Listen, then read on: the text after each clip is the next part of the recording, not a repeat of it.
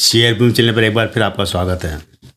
दोस्तों, आज फिर मार्केट में थोड़ी सी गिरावट बनी हुई है और इस समय ही आपको कई शेयर जो है कि आपको साल भर पुराने रेट पर मिल रहे हैं, या कई कई शेयर तो ऐसे हैं कि आपको 2-2 3-3 साल पुराने रेट पर भी मिल रहे हैं और कह रहे हैं, मार्केट वाले कह रहे हैं कि सस्ते शेयर खरीदने का अच्छा मौका है।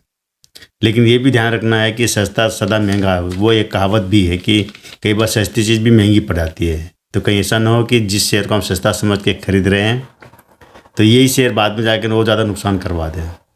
क्योंकि अभी ऐसी स्थिति बन रही है कि जिसके अंदर जिस लेवल पर भी आप इन्वेस्टमेंट कर रहे हैं तो वहीं से मतलब नीचे नीचे गिर जाता है, 2-4-5% वापस नीचे गिर जाता है। ऐसी आज हम एक शेयर की चर्चा करेंगे। इस शेयर में भी कुछ ऐसा हुआ है कि ये शेयर काफ़ी ऊपर से नीचे गिरा हुआ है। लेकिन क्या है कि अब इसमें जहाँ भी लेवल पर लोग इन्वेस्टमेंट कर रहे हैं, 190 पे करा है, 180 पे करा है, 150 पे करा, तो वहीं पर वहाँ से फंसते चले जा रहे हैं और अभी भी ये शेयर 150 रुपये पर ट्रेड कर रहा है। कंपनी ज़बरदस्त है, बहुत बड़े ग्रुप से जुड़ी कंपनी है, बिरला समूह की कंपनी है। इसका नाम है AB capital, Aditya Birla capital. पहले इसका नाम हुआ करता था आदित्य बिरला फाइनेंस, लेकिन बाद में नाम बदल दिया। इस कंपनी की जो स्थापना की थी 2007 में आदित्य बिरला समूह ने। इस कंपनी के अंतर्गत क्या कि कई एक NBFC कंपनी की तरह काम करती है। मैंने पहले बताया था कि जो NBFC कंपनियाँ होती है जो कि एक बैंकिंग की तरफ काम करती है और मर्चेंट बैंक की तरफ काम करती है, लेकिन बैंक नहीं होती है। कुछ इनके ऊपर RBI का रेस्ट्रिक्शन होता है, लेकिन काफ़ी सारे काम ये काम करती कंपनी, जैसे कि असेट मैनेजमेंट का काम करती है, शेयर ब्रोकिंग का काम करती है। इसके अलावा जो कंपनी में ट्रांसफ़र होते हैं शेयर वो काम करती है, यानी मर्चेंट बैंक की तरह। इसके अलावा इंश्योरेंस भी इनके हाथ में है, हेल्थ इंश्योरेंस है, अपना जनरल इंश्योरेंस वगैरह कई तरह के काम इससे जुड़े हुए कंपनी में के पास है। मार्केट कब ज़बरदस्त है, कंपनी ज़बरदस्त है, कोई मतलब दिक्कत नहीं है, केवल एक मार्केट के सेंटीमेंट की वजह से शेयर गिर रहा है। अगर इसका हाई और लो देखेंगे तो अभी ये 150 रुपये ट्रेड कर रहा है। एक साल का हाई देखेंगे तो वो करीब 250 रुपये के आसपास हाई भी रहा है। इसका एक साल का पूरा लाइफ टाइम का देखेंगे तो वहाँ पर आपको करीब करीब 37 रुपये का लो मिलेगा और 255 रुपये का हाई मिलेगा आपको। ये कंपनी अब बड़ी थी तब से अब तक लेकर देखे जाए तो शेयर मार्केट में यार इस तरह की कई कंपनी आ चुकी है जो कि फाइनेंस का काम करती है, पहले से भी है।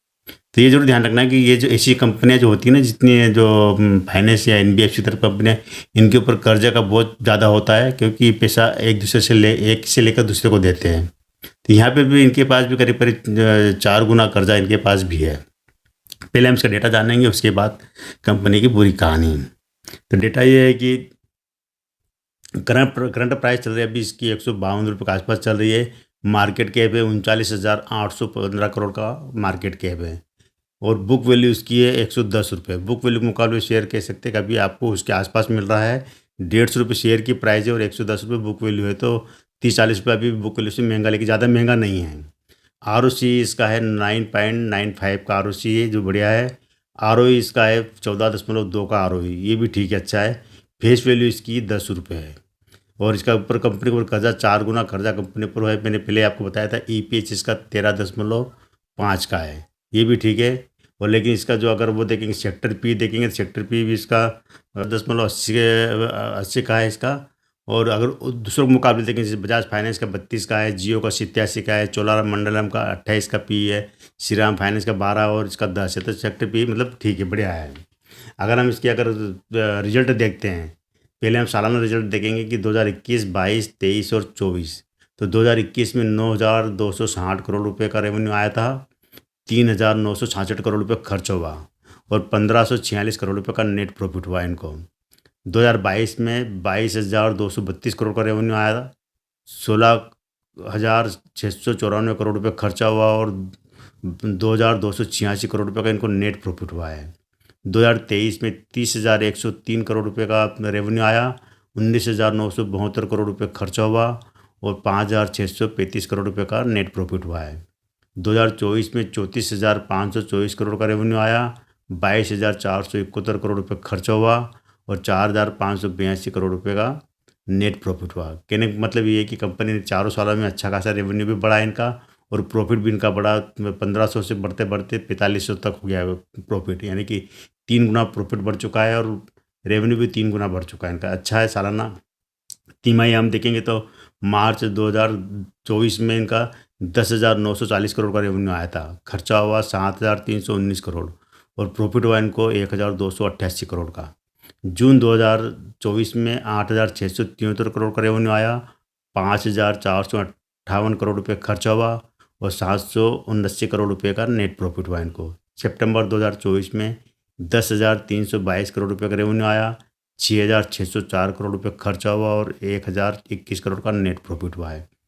दिसंबर 2024 में इनको 9,381 करोड़ का रेवेन्यू आया, 5,876 करोड़ रुपये खर्च हुआ और प्रॉफिट हुआ 724 करोड़ का। यहाँ पर जरूर देखना है कि मार्च 2024 से इनका रेवेन्यू गिरा है क्वार्टरली रिजल्ट में, और प्रॉफिट में भी 1,288 करोड़ से घटते घटते 724 करोड़ का प्रॉफिट देगा, यानी कि करीब 500 करोड़ का इनको 500-550 करोड़ का इनको नुकसान हुआ प्रॉफिट में, कम हुआ प्रॉफिट। तो ये कंपनी जो काम करती है, म्यूचुअल फंड का बिजनेस है इनका, धन प्रबंधन करती है, स्टॉक ब्रोकर का काम करती है, निजी इक्विटी काम करती है, पीएमएस का करती है और अचल संपत्ति निवेश इसका काम करती है और पेंशन निधि, इस तरह के काम है जो कि कई कंपनियां इस तरह के काम करती है जो कि फाइनेंस से जुड़ी कंपनियां होती है। 5 साल में हम देखे जाए तो कंपनी ने 32.7% का CAGR लाभ वृद्धि की, जो कि अच्छी है, लेकिन कंपनी के ऊपर कर्जे की मात्रा 4.9 गुना है। कर्ज ज़्यादा होता है ऐसी कंपनी में कर्ज होता ही है, ये जरूर ध्यान रखना है। इसके अंदर होल्डिंग, अगर प्रमोटर की होल्डिंग देखे जाए तो 68.85 की होल्डिंग है, 85% की होल्डिंग अच्छी है, 68 मतलब 51 से ऊपर अच्छी है। FIS की होल्डिंग यहाँ पर 8.5 मतलब 8.5 की होल्डिंग है, 8.5% की, ठीक है FIS की। भाई FIS बिकवी वाली कर इसलिए मार्केट गिर रहा है, तो यहाँ जरूर ध्यान रखना है कि अगर FIS की अगर यहाँ पर होल्डिंग कम होती है तो ये शेयर गिर सकता है वापस। DIS की होल्डिंग यहाँ पर 9.5 की है, जो कि ठीक है। पब्लिक की होल्डिंग है मात्र 13% की, तो पब्लिक की होल्डिंग कम है अभी, सबसे ज़्यादा होल्डिंग प्रमोटर के पास है, अच्छा माना जाता है। प्रमोटर की होल्डिंग 51% से ऊपर होती है तो अच्छी मानी जाती है। सेल्स ग्रोथ हम देखेंगे 5 साल में 18% का रहा है इसका, 3 साल में 21% का। लाभांश प्रॉफिट देखे जाए तो 33% का रहा 5 साल में, और 3 साल में 44% का अच्छा रहा। प्रॉफिट भी CAGR है 11% का रहा है 5 साल में, 3 साल में भी 11% का ही है। लाभांश देखे जाए तो 15% का रहा है 5 साल में और 3 साल में 17% का। ठीक, यहाँ कोई दिक्कत नहीं है। शेयर पूंजी ग्रुप में इनके पास कितना पैसा पड़ा मालिक को कंपनी चलाने के लिए, तो इनके पास कैश फ्लो ग्रुप में अभी -176 करोड़ कैश फ्लो है। शेयर पूंजी इनके पास है 2,605 करोड़ की शेयर पूंजी इनके पास है। रिजर्व इनके पास रखा है 26,091 करोड़ का रिजर्व, अच्छा खासा रिजर्व है। लेकिन कर्ज कंपनी के ऊपर 1,21,558 करोड़ का कर्जा है। मैंने कहा था ना 26,000 के मुकाबले करीब करीब 4 गुना कर्जा इनके ऊपर है, जितना रिजर्व है उससे 4 गुना इनके ऊपर कर्जा है, 1,21,558 करोड़ का। अन्य देनदारियाँ 1,03,046 करोड़ की अन्य देनदारियाँ, इसमें अन्य देनदारियाँ मालिक का पैसा लगा होता है। अगर टोटल देखे जाए तो 2,53,301 करोड़ रुपये कंपनी की एसेट बैठती, कंपनी की टोटल वैल्यू 2,53,301 करोड़ की है, अच्छी है। अचल संपत्ति इनके पास है 1,863 करोड़ की अचल संपत्ति है, 69,218 करोड़ निवेश किया हुआ है, और अन्य देखे जाए तो 1,82,206 करोड़ रुपये का। अगर हम टोटल कंपनी का अगर फंडामेंटल देखते हैं तो ये जरूर कह सकते हैं फंडामेंटली कंपनी इस मार्केट गिरने के बावजूद भी अभी भी स्ट्रॉन्ग स्थिति पर है। इसका लगातार रिजल्ट भी देखा जाए तो प्रॉफिट में रहा है, प्रॉफिट में अच्छा रहा है इनका, चाहे क्वार्टरली देखो चाहे सालाना, तो कुछ कम ज़्यादा हो सकता है। अब आने वाला जो रिजल्ट आएगा उसके ऊपर डिपेंड कर शेयर गिरता है चढ़ता है। लेकिन अगर हम पहले का रिकॉर्ड देखते 2021 से अब तक का देखते हैं तो कंपनी लगातार प्रॉफिट दर्ज कर रही है, और जिस तरह के इनके काम है इंश्योरेंस वगैरह काम, तो कह सकते हैं कंपनी का आने वाला रिजल्ट बहुत अच्छा आ सकता है। और रिजल्ट अच्छा आएगा तो शेयर वापस, ये जो 150 रुपये शेयर ट्रेड कर रहा है यहाँ से वापस अगर 200 के ऊपर तक निकल सकता है। लेकिन इन्वेस्ट करने की मेरी अभी कोई सलाह नहीं है, क्योंकि मार्केट का सेंटीमेंट बिगड़ा हुआ है।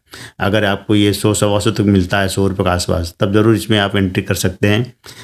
अगर मार्केट में वापस अगर यू टर्न लेता है तो आपको अगर ऊपर की प्राइस पे अगर आपको लगता है कि चढ़ेगा तो आप इन्वेस्टमेंट कर सकते हैं, आपकी मर्जी रहेगी। मेरी तरफ से कोई फोर्स नहीं है। कंपनी एक अच्छे समूह से जुड़ी, बिड़ला समूह जुड़ी है। कुमार मंगलम बिड़ला इसके मालिक है। जितनी बिड़ला कंपनी आदित्य बिड़ला समूह की सबके मालिक कुमार मंगलम बिड़ला है। बिड़ला घराने की और भी कई कंपनियां हैं जो अलग अलग चाचा भतीजे वगैरह इनके पास है, लेकिन ये आदित्य बिड़ला के बेटे कुमार मंगलम बिड़ला, उनके हाथ में कंपनी है।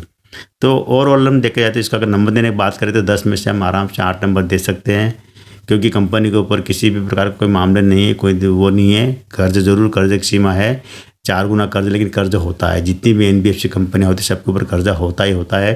कोई भी ऐसी कंपनी नहीं मिली जिसमें कर्जा, चाहे चाहे बैंक का देख लो, बैंक में कर्जा क्या, जब दूसरों का पैसा आता है और उस पैसे को आगे बढ़ाते हैं तो वहाँ पर कर्ज की सीमा होती है। जो दूसरों का पैसा जो जमा होता है या आता है, चाहे एफडी के रूप में आए चाहे किसी भी रूप में जमा हो, वो आगे पीछे जो पैसा कंपनी को देना ही पड़ता है, तो वो एक कर्ज माना जाता है। तो आजकल दोस्तों इतना ही। कल फिर मिलता है मैं एक नए वीडियो के साथ, नई जानकारी के साथ। तब तक मेरे चैनल पर बने रहिए, शेयर कीजिए, सब्सक्राइब कीजिए।